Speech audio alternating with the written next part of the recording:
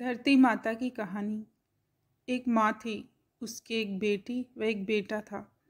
दोनों भाई बहन छोटे थे। माँ बहुत ही गरीब थी और वह मजदूरी करके अपना गुजारा चलाती थी। धीरे धीरे बच्चे बड़े होने लगे। बेटी शादी के लायक हो गई और माँ बूढ़ी हो गई थी।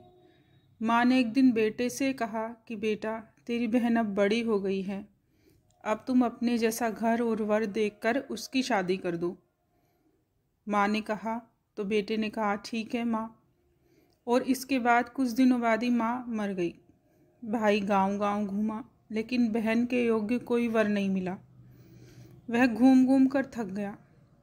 एक दिन उसने सोचा कि मैं ही अपनी बहन से शादी कर लूँ। ऐसा सोचकर उसने शादी का सामान और चुनरी ये लेके आया।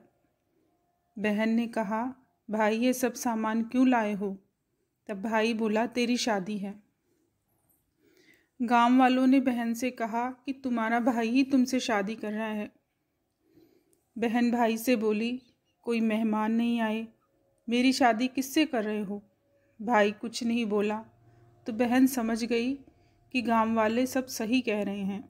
उसने एक लोटा लिया, चुनरी ली और चप्पल पहनकर जंगल में रवाना हो गई। जंगल में गायों के चराने वाले ग्वालों ने पूछा कि तुम वन में क्यों जा रही हो? पर वह कुछ नहीं बोली और रोती हुई वन के अंदर जाकर धरती माता को पुकारने लगी। हे माँ, तू ही मेरी लाज रखना, नहीं तो अन्याय हो जाएगा। मैं क्या करूँ?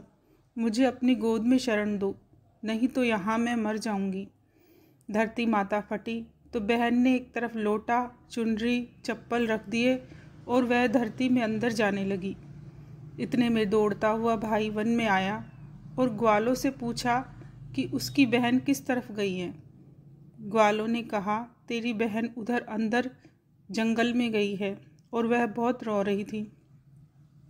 वह बहन बहन पुकारता हुआ दौड़ा तो बहन धरती माँ के अंदर समा गई थी। उसके बाल बाहर रह गए थे।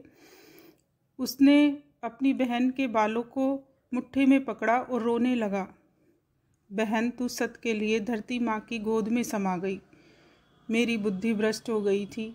माँ का वचन निभाने के लिए मेरे जैसा कोई वर नहीं मिला, इसलिए ऐसा विचार आया।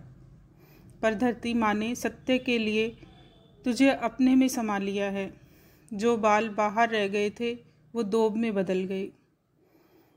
सुहागन औरतें जब धरती माता की कहानी सुनती है तो लोटा, चप्पल, चुनरी, एक बर्तन में हरे मूंग आदि सुहाग का सामान सब एक कुंवारी कन्या को देती है। इससे धरती माता उनको सुखी रखती है। जय हो धरती माता की। अगर आपको ये कहानी अच्छी लगी तो लाइक करें, कमेंट करें और सब्सक्राइब करना ना भूलें ताकि आने वाली कहानी आप तक पहुंच सके सबसे पहले।